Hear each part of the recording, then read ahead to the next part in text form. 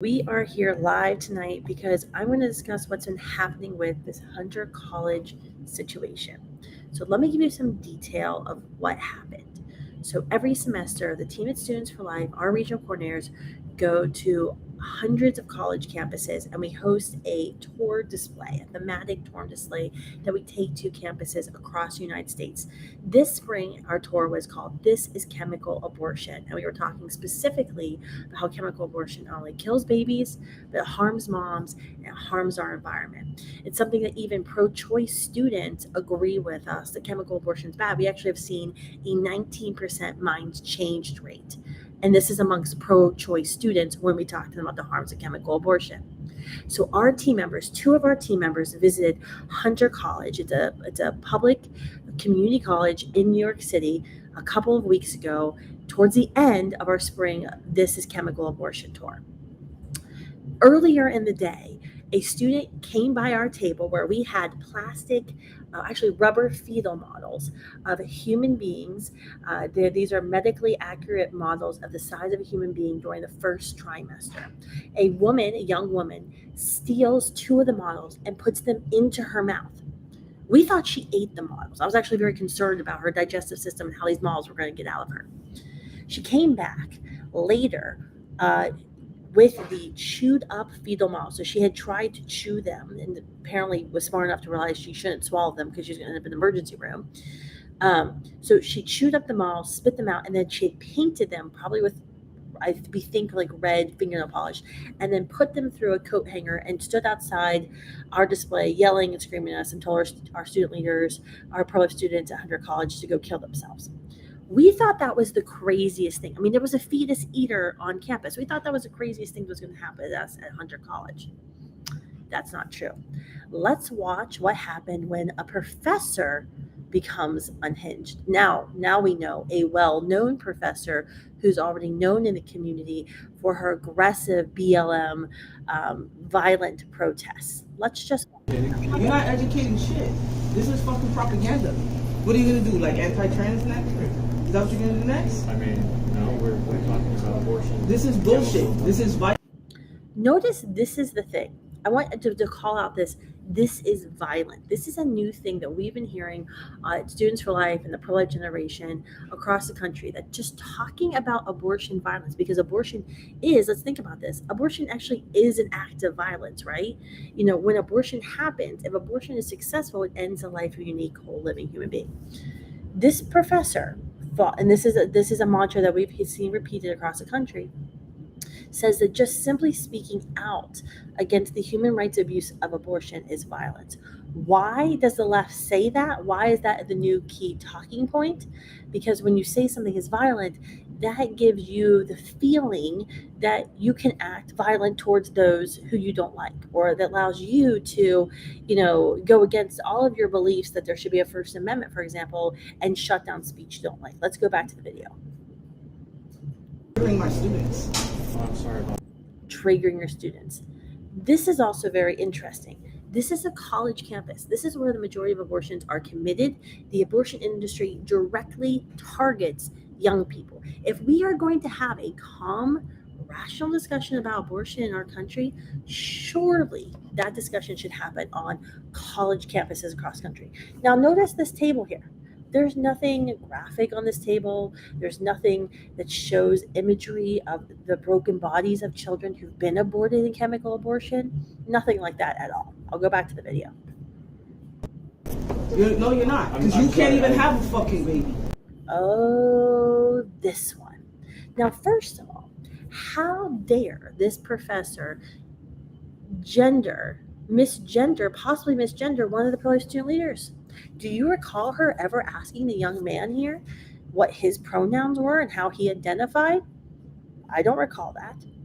She immediately assumes, first of all, he's a man. And I think according to their intersectionalism of the left, that's a big no-no. You're not allowed to do that. But then let's go to another section. Because you can't even effing have a baby. Since when did arguments have gender? People have gender. There are two of them. Arguments don't have gender. Moral positioning doesn't have gender. And the last time I checked, Every human being has the right and actually has the duty to speak out against the violence of abortion or any human rights injustice that's happening in our country. So you don't even know what that is. You don't even know what this is. Get this shit the fuck out of here, yo. Fuck this shit.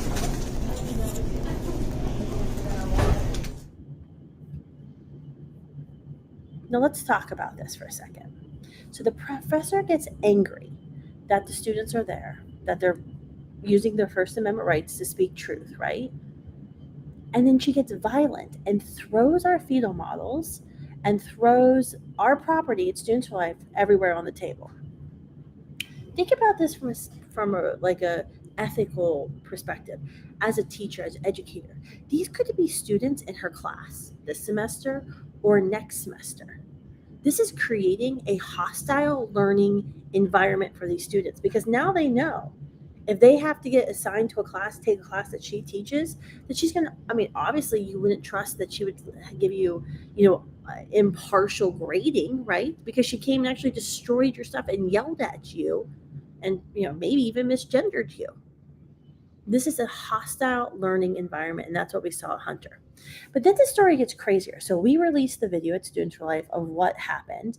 The story obviously gets viral. My friend Charlie Kirk at Turning Point starts, really getting spreading this online everywhere. I want to thank everybody who's been promoting this video. But then the story gets crazier. So I'm going to show you what happens next. So then the New York Post goes and finds this professor. Her name is Shelly Ann Rodriguez. They find her address. They show up at her door to try to get her on record on what her statement is because there was no statement. This is what happens. I mean, sadly, happens all the time to Students for Life chapters and our events on campuses. Thankfully, at this college, at Hunter College, we had cameras on. We had 2 staff members with our students to help them through the situation. But the story is crazier because this unhinged professor opens the door wielding a machete and then steps out of her door frame, so out of her home into the public sphere, and holds the machete to the reporter's neck and threatens to kill him, and then chases him down the street. Look down here. She's on the street. She followed him out of her apartment building into the street. Now, am I surprised that someone who supports and condones the violence against innocent babies in the womb, the dismembering of innocent babies in the womb, who thinks that abortion should be legal, should be taxpayer funded? Am I surprised that this person doesn't really seem to value the life of the New York Post reporter? No, I think that's the culture of death, just living out what it's been preaching. But I mean, this Michonne wannabe, I don't know if you ever watched The Walking Dead, but this woman looks like Michonne and she's carrying, oh my gosh, a machete. Like, this is 2023 America. This is crazy. But this gets the college's attention. Not the fact that the video went viral of a student, of a professor threatening students at the school, right? And creating a hostile work environment. That didn't get her fired. No, it didn't do it. But when this goes live, this is what happens. Shelly Ann Rodriguez, New York College professor who threatened Post reporter machete, is fired as lawsuit against NYPD emerges. This is a lawsuit she's filing against New York Police Department because she's saying she was unfairly treated while she was getting arrested during the Black Lives Matter protests in the past. This is the result of abortion culture.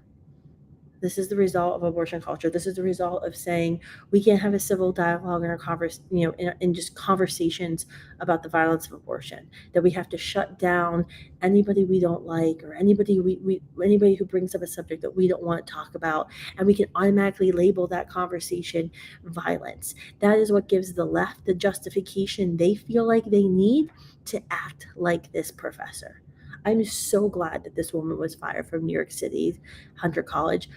Congratulations to Hunter College for their new opening.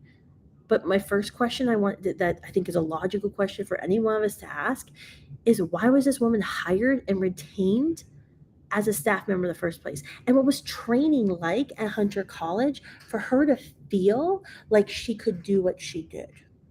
Now, we all know that there's abortion trauma out there, and that those who've had abortions, who've been party to abortions, they can live out their trauma in some really interesting ways. And this is one of the things we actually have to train our students for a lot of times, is how do you handle someone who is post-abortive, who comes up to you on a college campus display? How do you de-escalate the situation? Because folks who are hurting from their past abortion decisions sometimes don't act very rationally when it comes to just having a nice, cordial conversation about abortion. Sometimes they just don't do that.